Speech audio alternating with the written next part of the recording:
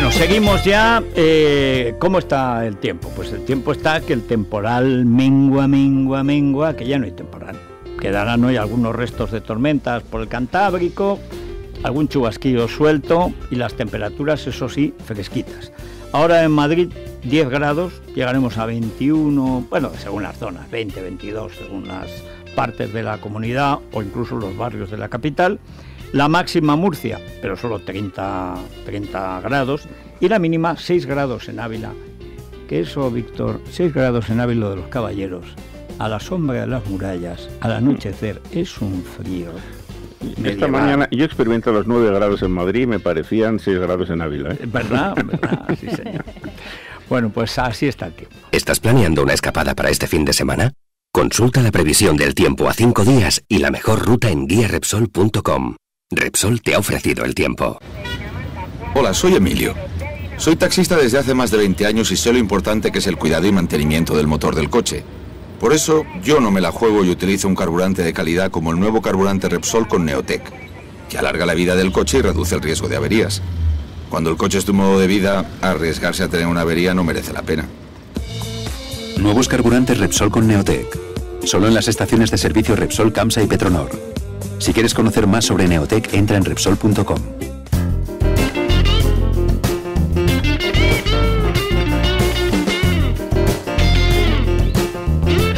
Bueno, vamos a ver cómo está el parqué, pero antes, como siempre, el que quiera ser abogado internacional, Luis Fernando, pues tiene ISDE.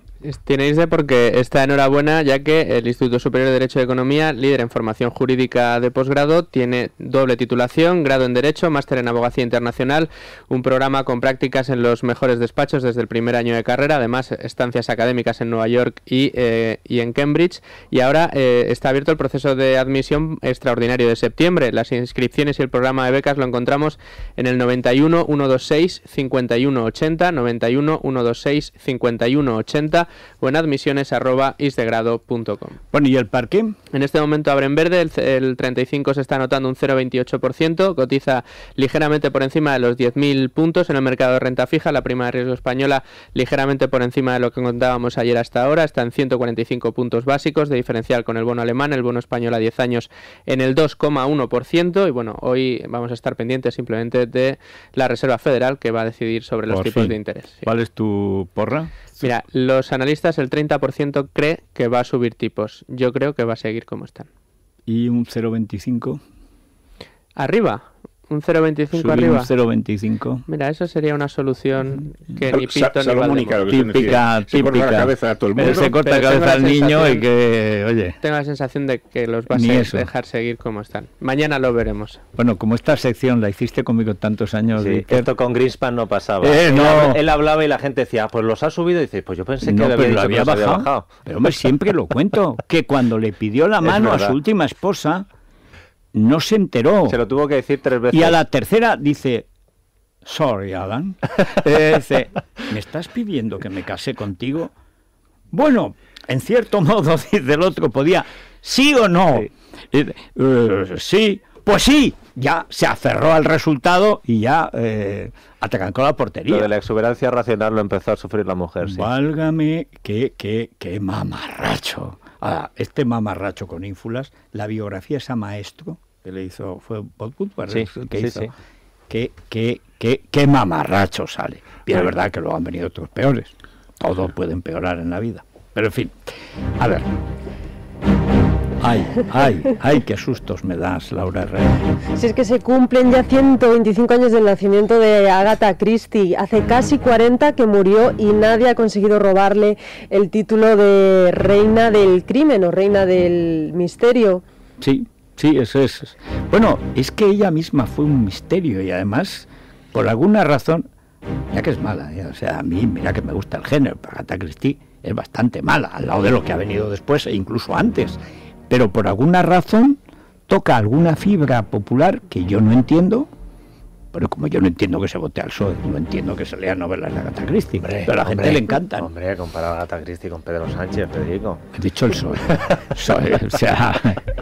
Pues dentro de este título de Reina del Crimen, entre las novelas que más le gustan a la gente, pues están 10 negritos, Muerte en el Nilo o Asesinato en el Oriente Express, y El asesinato de Roger Ackroyd está considerado uno de los mejores textos de novela negra de todos los tiempos. Empezó cuando era enfermera en la Primera Guerra Mundial y era una experta en veneno, con el que solía acabar con los personajes. Sí, en general, y eso le dio mucho crédito. Pero eso ya pasaba con Sherlock Holmes.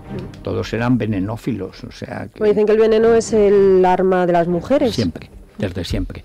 En España las envenenadoras de Valencia tienen la marca, pero en toda España. En el agro, el matarratas y el pesticida en el campo para el crimen urbano, rural, etcétera. Y además, la ventaja del veneno es que incluye la venganza, porque el veneno no es fulminante. El veneno bueno, el que no se detecta, es matar durante meses.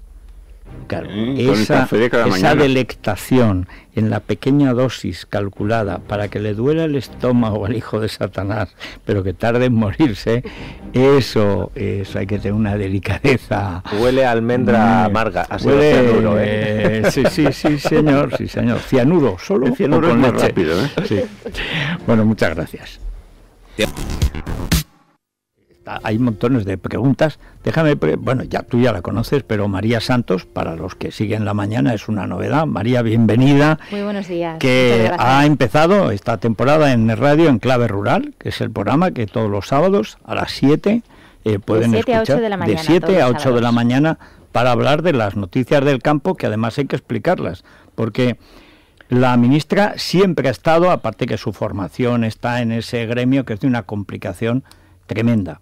O sea, difícil es cultivar una cosa, pero cultivar una subvención, esto no es transgénico, esto es una de las cosas más difíciles del mundo. Y explicar el sistema de precios, que está desde la PAC, realmente desde la fundación de la Unión Europea, al principio el 50% y más del gasto público era, como se decía en confianza, para comprar los votos de los agricultores alemanes y franceses, cuando la Unión era una cosa pequeñita, de 5 países, luego 8, etcétera.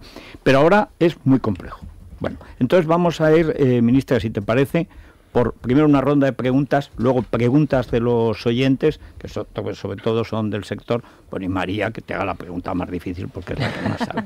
Yo te hago la más elemental, y al mismo tiempo antes nos ha hecho una introducción Manuel Llamas con el informe que publicamos en Libertad Digital sobre los problemas del precio de la leche, etcétera. Nos encontramos ante la sensación de que hay un sector que se ha quedado colgado de la brocha por la ruptura del mercado, o por lo menos que se haya cerrado el mercado ruso, que haya menguado el mercado chino, y al mismo tiempo, contaba antes Manuel Llamas, que es que encima Nueva Zelanda, Australia y Estados Unidos han empezado a producir más. Mucha más oferta.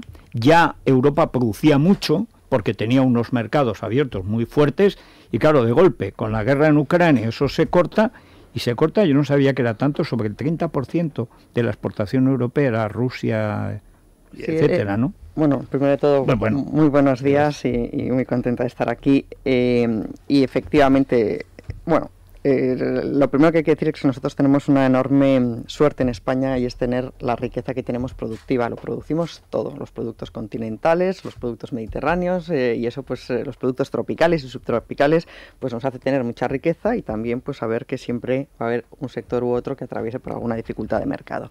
La leche, ¿qué es lo que ha pasado? Efectivamente hay un desequilibrio de la oferta y demanda. Si hay más oferta que demanda, pues en la leche, como en todos los sectores, el precio baja. Y el desequilibrio viene porque China está importando menos, porque Rusia, es verdad, sigue cerrado el mercado.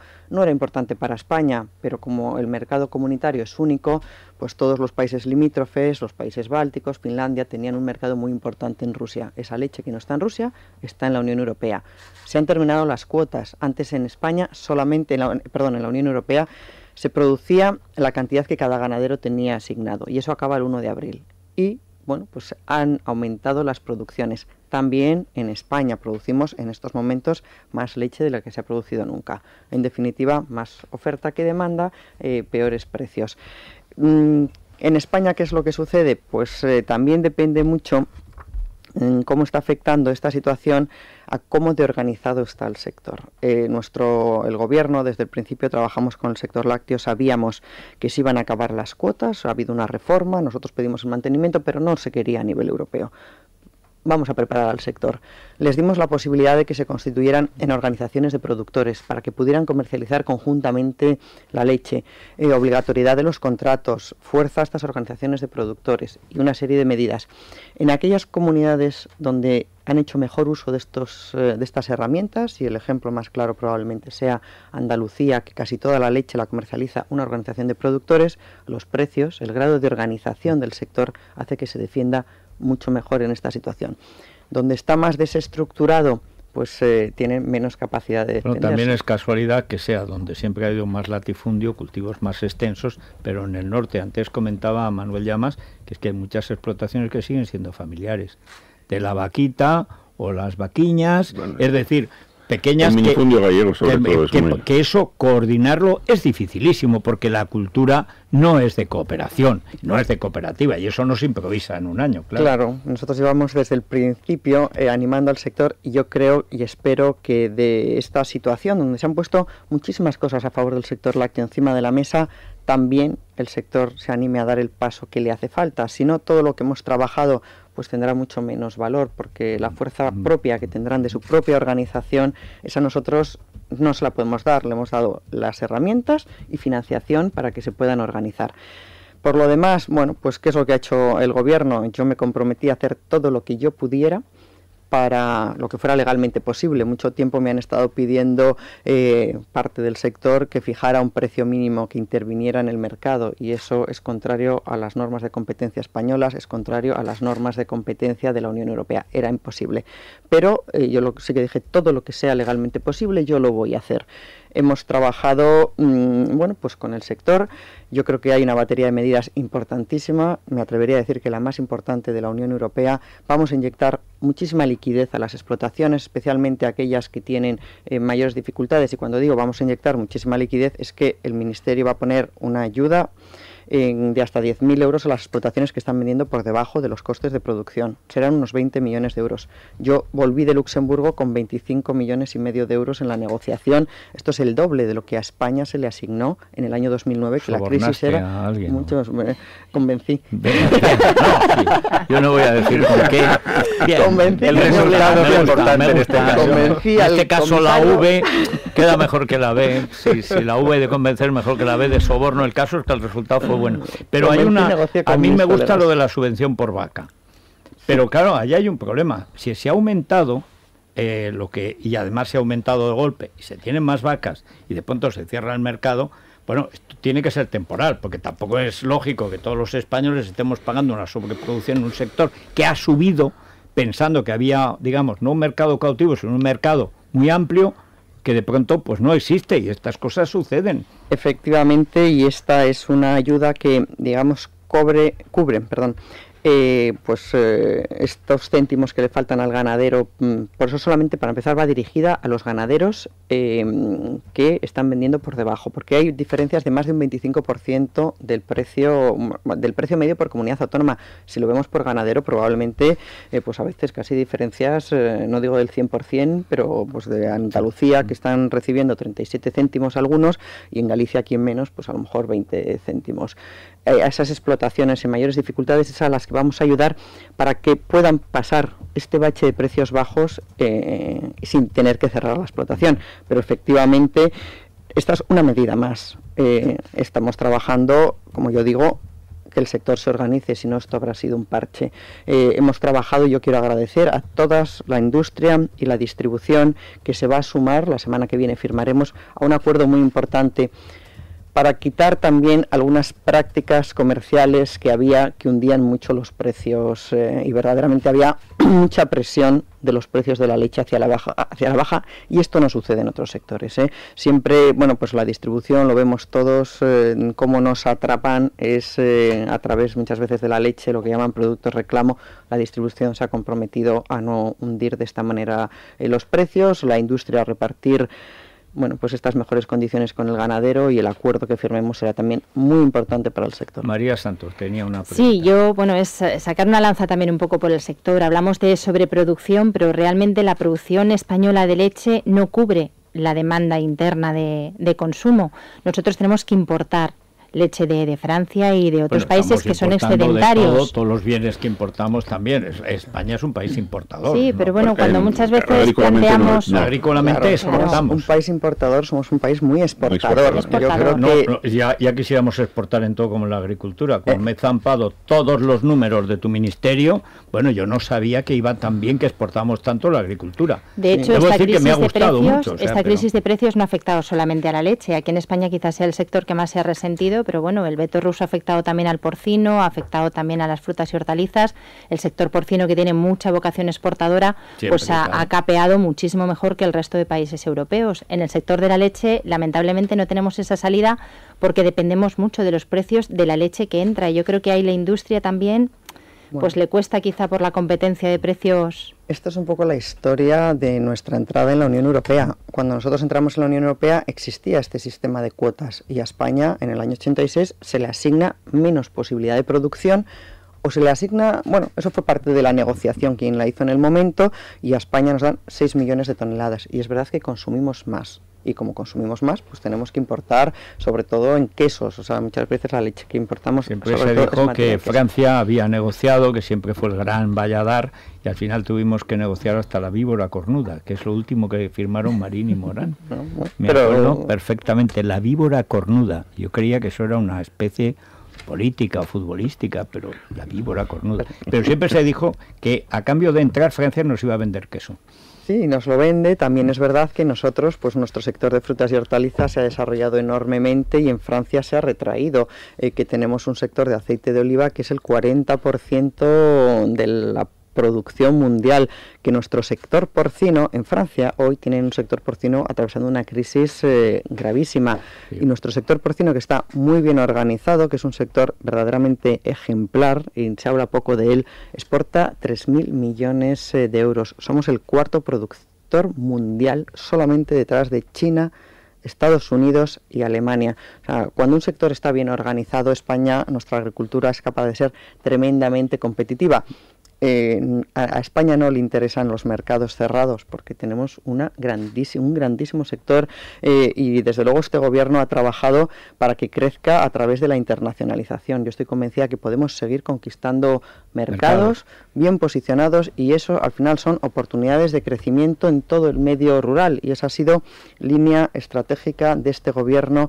Hemos incrementado pues más de un 25% las exportaciones del sector agroalimentario entre el año 2011 y actualmente, y este año yo creo que volveremos a bater nuestros propios récords, y además con una balanza comercial positiva, que eso pues sanea las cuentas del conjunto. Debo decir, de España. a mí me ha sorprendido, es verdad que ya se sabía que desde la agricultura intensiva pues había zonas que ya son populares, hasta una serie van a hacer ahora, la del mar de plástico, en los cultivos intensivos de Almería, pero eso, o Huelva, la fresa en Huelva, etcétera, pero eso se ha producido en Aragón, se está produciendo también, prácticamente en toda España.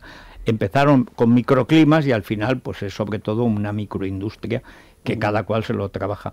Pero nosotros hemos tenido aquí, desde unos inventores valencianos, sobre un sistema para el riego y la selección de plantas y tal de Valencia, que ha patrocinado Telefónica, Guaira, que ahora ya se está vendiendo en todo el mundo, precisamente para invernaderos, etcétera. Hasta, o sea, es una idea cultural de que estamos en el mundo y que la idea de que vamos a vender al vecino, no existe el vecino, existe el mercado, y el mercado es mundial.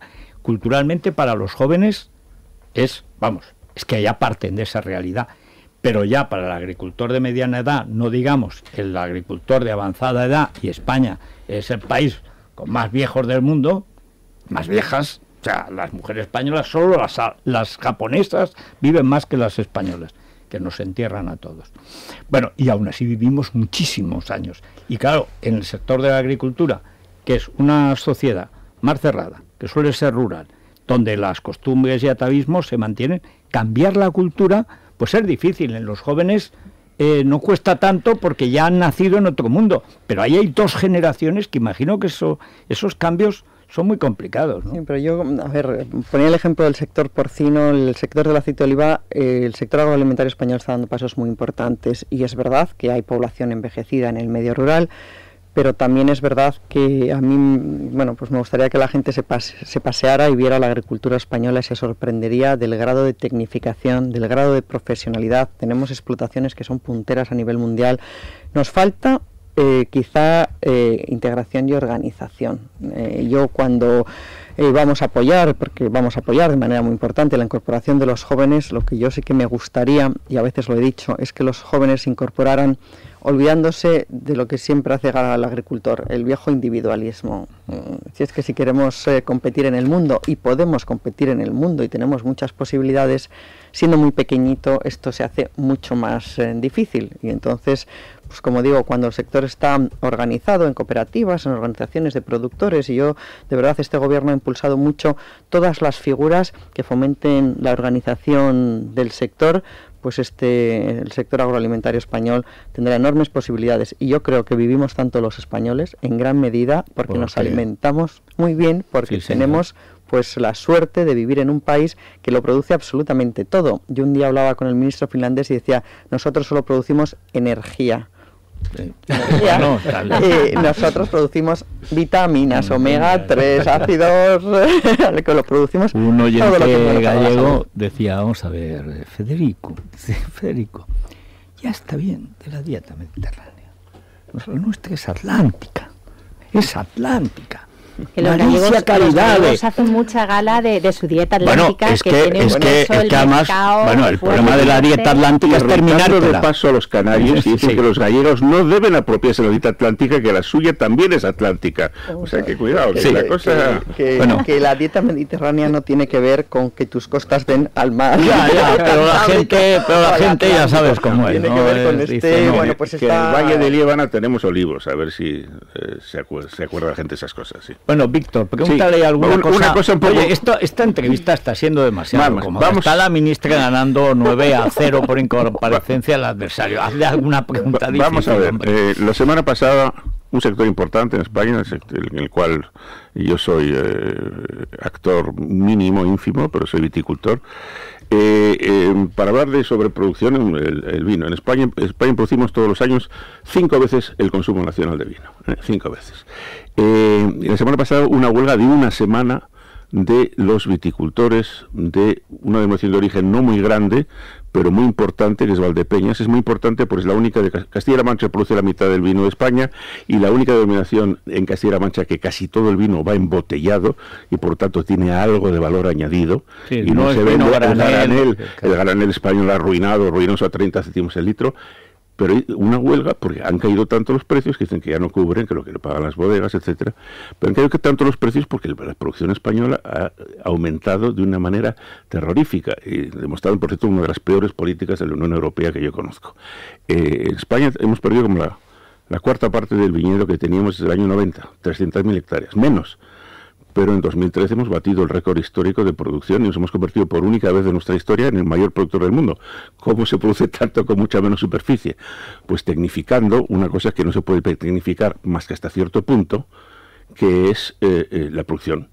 Y además con la colaboración de la Administración. En Castilla-La Mancha, un consejo regulador de Valdepeñas, por ejemplo, tiene su reglamento que pueden sacar de cada hectárea de uva tinta 9.000 kilos. Y la consejería dice que se puede sacar 35.000, con lo cual saca mucha cantidad, mucha peor calidad. Ahora entiendo por qué no hay agua, por qué el agua del Tajo es tan escasa para Levante, ¿no? Porque de algún sitio tiene que salir tanto. Bueno, ahora hay riego por goteo en una superficie muy importante de la viña en Castilla-La Mancha que no tenía nada hace unos años, ¿no? Pues hemos llegado a esta situación a que hemos llegado, en los mercados hemos pasado fatal, tenemos el vino más, hemos vuelto a superar por abajo a Sudáfrica como el vino más barato del mundo en precio medio en los mercados internacionales, y nos hemos encontrado esta situación tremenda en Valdepeñas, que solo se ha parado porque los viticultores perdían la cosecha. Entonces han vuelto, sin haber llegado a un acuerdo definitivo con los dos grandes productores, Solís y García Carrión, a sacar lo que quedaba del campo, supongo que en peor calidad que una semana antes. Pero bueno, lo que pasa, ¿cómo se va a encarar, cómo podemos embridar un sector del vino español dedicado a la superproducción de vinos hiperbaratos?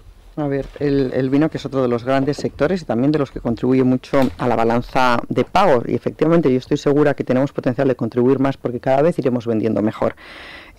Ha sucedido un problema puntual en una denominación de origen que pertenece a la comunidad autónoma, con lo cual aquí el Gobierno no tiene ninguna capacidad de intervenir.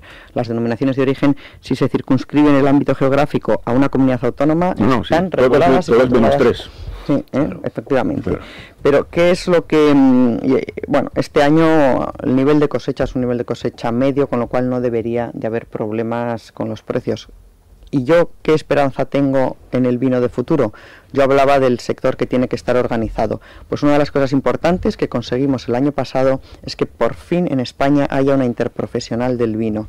No existía, no puede ser el país que tiene la mayor superficie, el tercer productor y un sector absolutamente tan desvertebrado. Hoy existe esta interprofesional. La interprofesional, para que la gente sepa lo que significa, es cuando se organiza y tienen representación suficiente los productores, o sea, los agricultores, viticultores, las bodegas, toda la cadena. ¿Y qué pueden hacer? Pues como están organizados, cobrar a todo el mundo un poquito de dinero para hacer actuaciones en conjunto. Y ya eso está en funcionamiento. Yo creo que en breve la interprofesional nos presentará al Ministerio proyectos de promoción, porque el objetivo es recuperar consumo en España. Es que el consumo nacional se ha contraído muchísimo en los últimos años. Pero ya están organizados y ya tienen objetivos comunes, y es la primera, yo creo que es la primera condición para que el sector empiece a funcionar. A lo mejor puedes convencer al ministro de Sanidad de que en la radio podamos anunciar vino. Bueno, pues creo que una de las líneas en las que van a trabajar es asociar el vino a un alimento y no a una bebida. El vino, según la ley del vino, del vino de que protegió Miguel Arias, el vino es un alimento, forma parte de la dieta mediterránea y está en la ley. Con lo cual después sale la señora Salgado y después la señora Mato y quieren meter unas leyes tremendas que asocian al vino con la drogadura, pues claro, es complicado, ¿no? Por fortuna esas dos leyes han muerto una muerte súbita, Bueno, caritativa. Pues productores de vino, esta empresa estará encantada de anunciar su producto. Siempre que sea de calidad, o sea. Otra cosa que yo quería añadir que este gobierno ha hecho muy importante para el sector. Antes, que es la ley de mejorar el funcionamiento de la cadena alimentaria. En agricultura existía mucho la costumbre de entregar a resultas que decían: yo te doy el producto y tú ya decidirás cuánto y cuándo me pagas. Eso ha pasado a la historia. Hicimos una ley para mejorar el funcionamiento de la cadena alimentaria, es decir, las relaciones comerciales, y hoy los viticultores saben, y esto no pasaba hace 3 años, que tienen que vender con contrato y que antes de entregar la uva saben el precio. Tienen una seguridad y una cobertura que no tenían, y el Ministerio tiene una agencia de información y control además que vela por este cumplimiento, con lo cual hoy el viticultor está mucho más protegido sin ninguna duda de lo que estaba hace 3 años. Dieter. Yo tengo que decir que como periodista no estoy acostumbrado a tener enfrente a una política que se domine tanto la parte técnica, porque no es lo normal, así que para ponerla en dificultades me la voy a llevar a mi terreno, nunca mejor dicho. El resumen de lo que usted nos ha expuesto hasta ahora es que juntos somos más fuertes y podemos hacer más cosas, no solo en cooperativas, sino tener una posición a la hora de negociar todas estas cosas en la Unión Europea. Me dicen que, al contrario que algún compañero suyo de gobierno, usted tiene una posición bastante más firme y más clara en lo que estamos viendo ahora del separatismo de Cataluña. Bueno, yo es que dudo que haya nadie, niego la mayor, que nadie de algún gobierno del Partido Popular no tenga como máxima la defensa y la garantía de la unidad de España. La diferencia es cómo se defiende. Margallo. Bueno, eso es algo que dijo que... No va a volver a decir, lo llevan como si fuera el candidato este miércoles a la televisión de Godó contra Junqueras. Bueno, contra o a favor. Bueno, en estos momentos, he de decir, porque hay noticia y puede ser de la noticia del día, desde el Partido Popular de Cataluña se está dando a entender la posibilidad, o dejando entrever la posibilidad de que se suspenda definitivamente ese cara a cara. Hay que decir que no lo confirman ni desde Moncloa ni desde el Partido Popular, pero tampoco lo niegan. Bueno, yo como... ¿Qué le parecería a la ministra? No se la trastienda, creo que el ministro... ¿Cómo que no? Ahora por el aceite de oliva. No, lo que está claro es que el ministro de Exteriores, que tiene un enorme conocimiento de tantas cosas, mejor que nadie nos sabe explicar el limbo internacional en el que se quedaría Cataluña con esta pretendida independencia, nadie como él para saber que ha sido el diputado nacional en el que todos los gobiernos nos han mantenido y hemos llegado a esa situación por eso. Es terrible que vengan Obama, Merkel y Cameron a decir que España unida está muy bien y venga el ministro de Exteriores a hablar de Cataluña diciendo que está dispuesto a ceder la totalidad del IRPF y a negociar ni más ni menos que el reconocimiento de la realidad nacional catalana en la Constitución. Bueno, o sea, ¿para qué nos ayuda Obama si nos desayudamos nosotros? Eso yo creo que hay que... Y aparte creo que el propio ministro explicó muy bien qué es lo que habían sido sus declaraciones, que no pasaba más allá de... Rajoy había dicho... Sí, pero sigue. O sea, tampoco quiero que respondas lo que no puedes responder. No, pero lo que no sé. Pero los agricultores y a los ganaderos catalanes, ¿alguien les está explicando lo que usted sabe, la dificultad de enfrentarse luego a ciertos problemas si cayeran en la deriva de Artur Mas? Por supuesto que sí. Yo lo primero que quiero decir es que la palabra equidistancia no cabe en el gobierno, no cabe en el Partido Popular, que es el gobierno, mientras haya gobierno del Partido Popular, la unidad de España está absolutamente garantizada. Que una frase que tantas veces ha repetido el presidente del gobierno de la defensa de la legalidad es exactamente equivalente a la garantía de la unidad de España. El asegurar que con este gobierno no hay equidistancias, la ley se cumple siempre al 100%. Pero eso no es cierto, ministra. La ley no se cumple al 96 ni al 93%. En Cataluña no se cumple nunca desde hace muchos años. Todas las sentencias del Supremo, del Constitucional y del Tribunal Superior de Justicia de Cataluña se han incumplido. Y por esto este gobierno va a modificar la ley orgánica del Tribunal Constitucional precisamente para reforzar las posibilidades de cumplimiento de la ley. Hacía falta y nunca es tarde si la dicha es buena.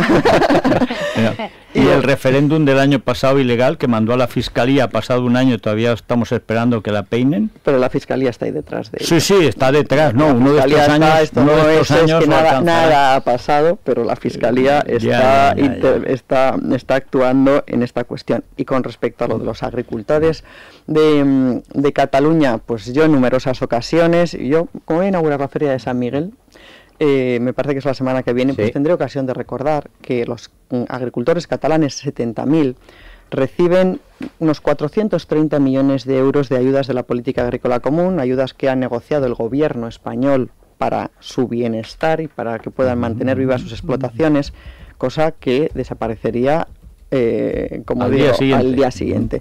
Pero no solamente los agricultores catalanes perderían eso, es que si el veto ruso el año pasado pues causó estos desequilibrios que afectaron a la renta de los agricultores, cuando significa un 2% más o menos de nuestras exportaciones, pues imagínense una provincia como Lérida, que tiene esta riqueza de producción de frutas y hortalizas, que va el 75% al mercado comunitario. Si un 2% te destroza o te altera enormemente las rentas, si pierdes el 75% de tu mercado, ¿qué haces? Yo creo que sería un drama para todos los agricultores y los ganaderos. El porcino del que yo hablaba, pues también Cataluña es una comunidad muy productora de porcino. En definitiva, el daño sería a través de las ayudas, que es un porcentaje importante de sus rentas, pero un daño aún mayor a través de la pérdida de los mercados de exportación.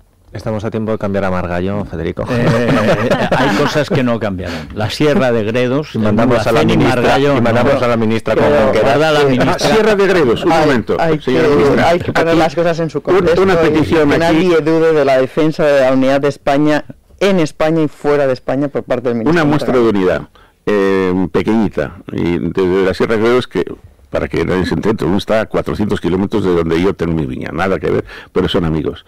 Espero que el Ministerio acoja con simpatía la petición de viticultores de las 3 provincias que conviven en la Sierra de Gredos, que son Madrid, Toledo y Ávila, para crear una denominación de origen Sierra de Gredos supracomunitaria, y se aproveche el enorme tirón internacional que está teniendo desde hace un par de años los vinos de Gredos, cuya recuperación es un fenómeno histórico en España, y necesitan esa denominación en vez de perderse entre denominaciones distintas, etcétera. ¿Qué va a pasar con eso? Estaremos encantados de que así sea.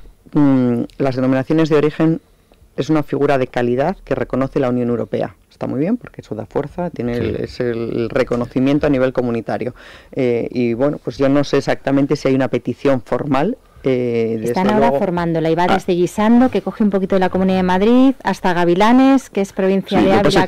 Estaremos encantados de ayudarles, pero yo no sé si formalmente ya lo han solicitado al Ministerio. Pues es que son agricultores y esta cosa de la papeleo nos tiene un poco pero también estamos para ayudarles desde el Ministerio, porque efectivamente hay que hacer un papeleo y nosotros intermediamos, les ayudamos y ayudamos a defender su postura frente a la Comisión Europea, que es quien finalmente les dará el reconocimiento de denominación de origen. Bueno, ¿por dónde van Maite Louriego, las preguntas a la ministra? Bueno, pues preguntas sobre todo por un asunto que ya ha abordado en parte en referencia solamente a Cataluña, pero también preguntan a nivel de todo el país por las ayudas a agricultores y ganaderos, también preguntan por los trasvases del agua y por el Toro de la Vega. Anda, Morena.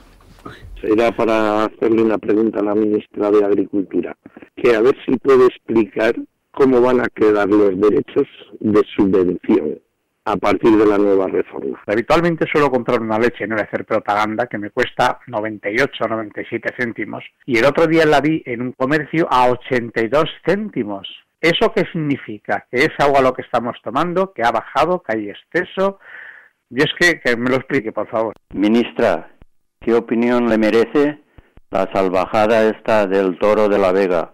¿Lo prohibiría? Aquí en Murcia, que la agricultura es prácticamente toda nuestra subsistencia y todo el levante español, el trasvase del Tajo prácticamente está liquidado, el trasvase del Ebro no existe ya prácticamente. ¿Qué es lo que piensan hacer con el agua aquí en el levante?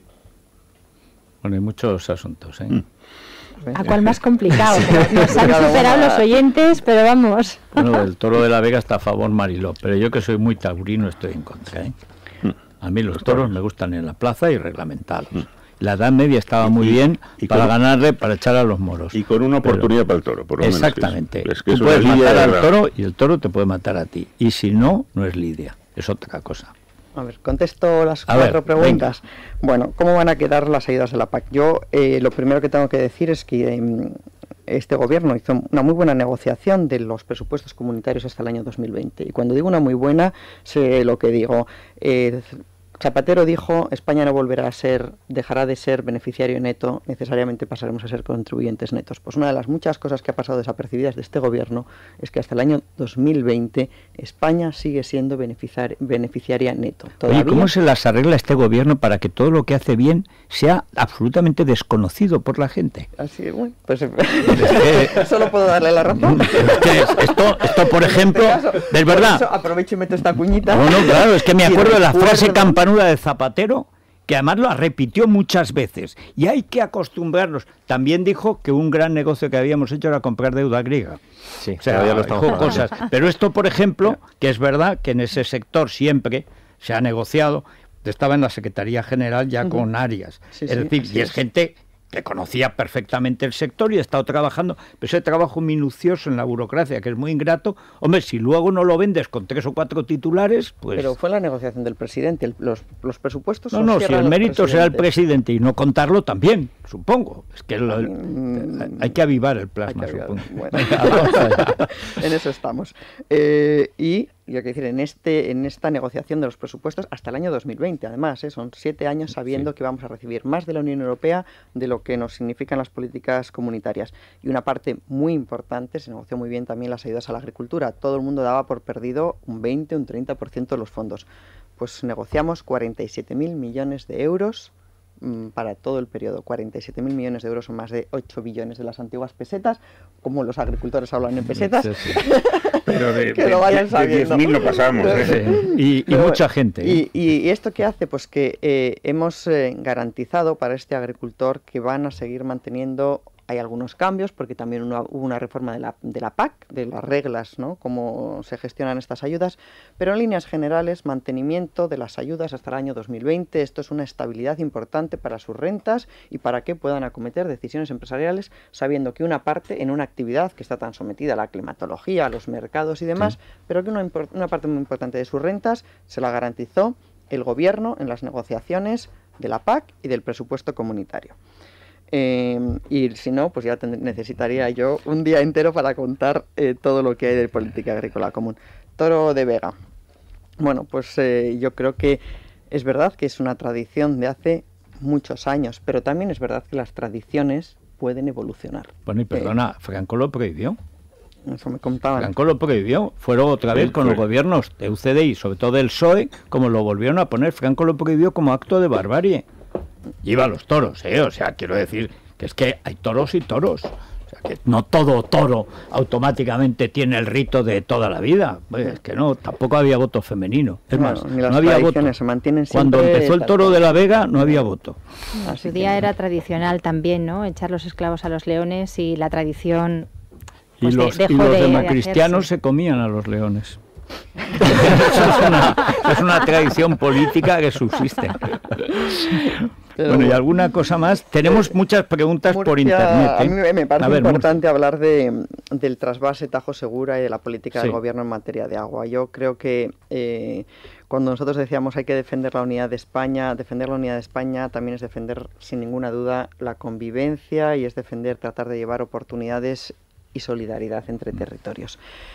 Pero se puede hacer siempre con el pacto, con el consenso, y eso hizo este gobierno, un acuerdo de 5 comunidades autónomas en los cuales demostramos que también hablando de agua es posible hacer políticas en las que todo el mundo gane. Pero y todo el mundo eran del gana. PP las comunidades, ese es el problema. Y que ahora, tenían ¿no? visión de unidad de España, por eso. Pero eso ahora se ha roto. Eso ahora se ha roto. Pero afortunadamente para Castilla-La Mancha y afortunadamente para Murcia, Valencia y Andalucía, que también se beneficia del trasvase, afortunadamente para ellos, este gobierno por ley reguló el trasvase Tajo Segura. ¿Y cuál es la importancia y por qué todo el mundo gana? Bueno, pues la cuenca cedente, el agua sale de la cabecera del Tajo, de Castilla-La Mancha, y va a estas otras 3 comunidades autónomas que tienen un déficit hídrico muy importante. Antes, esos trasvases no tenían ningún límite. Los socialistas en el año 95 llevaron a trasvasar cuando quedaban 130 hectómetros cúbicos en esos embalses. El gobierno del Partido Popular en el año 2001, y eso es muy importante que lo sepan todos los castellano-manchegos, reguló por primera vez un mínimo a partir del cual no se podía trasvasar, 240 hectómetros cúbicos. Se dio una primera garantía a Castilla-La Mancha. Pero había, pues todavía mucha arbitrariedad. Hemos vuelto a regular el trasvase de Tajo Segura y hemos vuelto a hacer que todo el mundo gane. Ahora hemos ido subiendo la garantía para Castilla-La Mancha, este año 304 hectómetros cúbicos, hasta 400. Es decir, garantía de abastecimiento a la cuenca cedente. Eres prioritaria en el agua.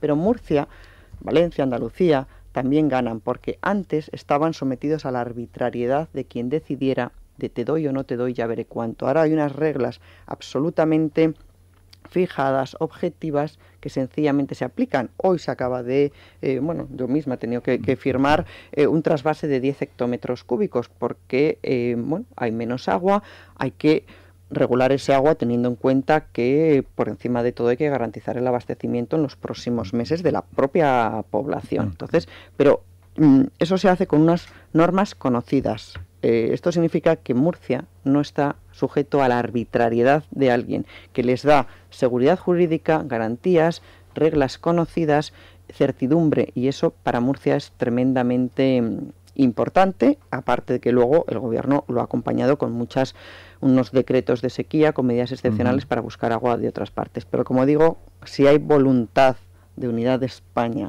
también en el agua se pueden alcanzar pactos en los que todo el mundo gane. Bueno, yo creo que solo le podemos vender un seguro, ¿no? Pues, tiene una bonita sonrisa, cierto, pero siempre puede vais mejorar. a ver cuando los montañeses cerremos el grifo en Fontibre, todos los aragoneses, los catalanes, eso, vais a ver, os vais a enterar de lo que vale un peine. Mira, ha salido Revilla. Ha salido Miguel Revilla aquí. A mí me pillas en el Centro Hidrográfico Nacional, porque en el monte del Tremedal, que es mi pueblo, de allí, de esos montes, nace el Tajo, porque es el río Gallo, el de mi pueblo, y viene y allí, de esos montes, viene el Júcar y viene el Turia, el Guadalaviar, que también nace en mi pueblo porque somos generosos, creemos en la unidad de España hídrica y además forestal. O sea que conmigo puedes contar como montañés auténtico. Ahora es que nos sobra el agua, o sea, es una cosa tal. Bueno, pero Aegón seguro, Aegón es fundamental. Viene la campaña electoral. ¿Es verdad que vas a ser candidata por Valladolid? A ver, la única verdad que hay es que yo volví a trabajar con Miguel Arias en un momento que España necesitaba que todos pusiéramos lo mejor de nuestra parte para sacar el país adelante. Sí. España estaba hecho unos zorros, literalmente, que no nos olvidemos. Madrid no ganaba la Liga, pero vas a ser candidata. 2011, y por eso sí voy a llegar ahí. Voy a llegar ahí.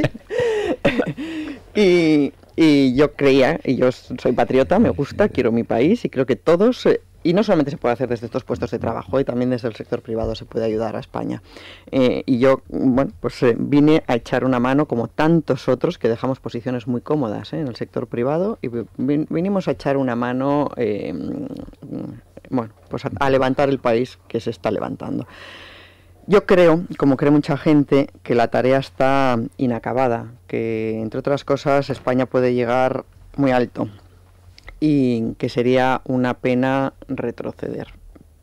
Y desde este punto de vista, pues sí, como creo también de corazón que la única manera de ayudar de verdad a España es a través del Partido Popular, todo lo demás ya hemos visto lo que es, lo conocemos, los importantes retrocesos que sufre España cuando no gobierna el Partido Popular, pues si el Partido Popular entiende que yo le puedo ser de utilidad, y el presidente del gobierno así lo dispone, y en Castilla y León sobre todo es importante que en tu propia tierra te quieran, pues yo estaré a donde me quieran situar y yo entienda que eso sirva para seguir ayudando a España, que solamente hay un camino, que es a través de los gobiernos del Partido Popular.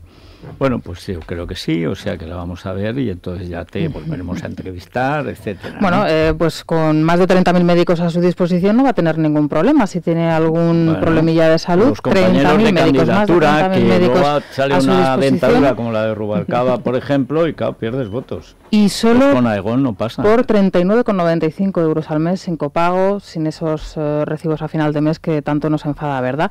Saludos, salud a Aegon, llama gratis ya al 900-177-177, 900-177-177. Bueno, Elia, ¿y en el Corte Inglés qué tenemos para la ministra? Pues mira, precisamente vamos a hablar de las carnes, de las frutas, de las verduras, de los pescados, y es que en el supermercado del Corte Inglés revisamos continuamente los precios para que estén pues fresquísimos, como los propios productos. Siempre la mejor calidad, siempre la máxima variedad, y además una web a disposición de todo el mundo, supermercado.elcorteinglés.es. Compruébalo tú mismo. Bueno, yo creo que la ministra es muy formal, hoy ha venido más muy seria, ella se viste así muy bien, hoy ha venido muy... claro, Juno la de los brazos, etc. Es que hace frío en el estudio, Federico, como no nos abriguemos... He quitado el aire pensando en eso, no me ha servido de nada. No te ha obedecido el aire. Ha llegado, bueno, en fin, los mejores hombros desde el Caballero de Olmedo que se han visto en Castilla, en fin, ¿qué le vamos a hacer? Pero en la prensa del corazón, que la ministra, como es tan discreta, nunca sale...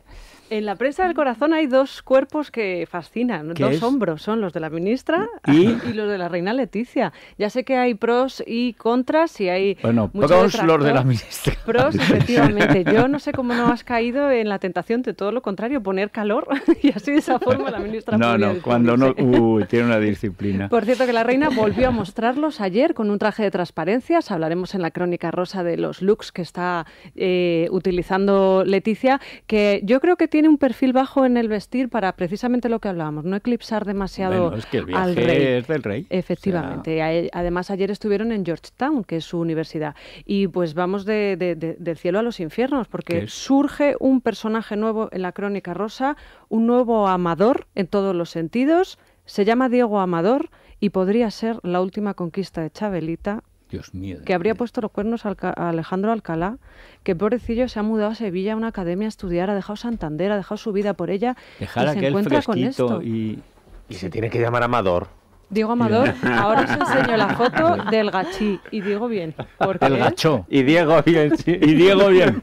Válgame Dios, qué bien, cosas más tremendas. Bueno, pues son algunos de los temas que vamos a tratar. También la sentencia de contra Sálvame del Supremo, por las palabras que dijeron a Carmen Lomana, que hay que reconocer que en esta ocasión tienes razón, Carmen Lomana, porque auténticas barbaridades. Bueno, debo decir que imagino que lo tratarás hoy, Dieter, con Pérez Avellán, pero parece que han podido aparecer en Gran Canaria los restos de Jeremy Vargas, que es uno de esos niños raptados, desaparecidos, de esos casos que se dicen imposibles. No, imposibles son los que no se buscan.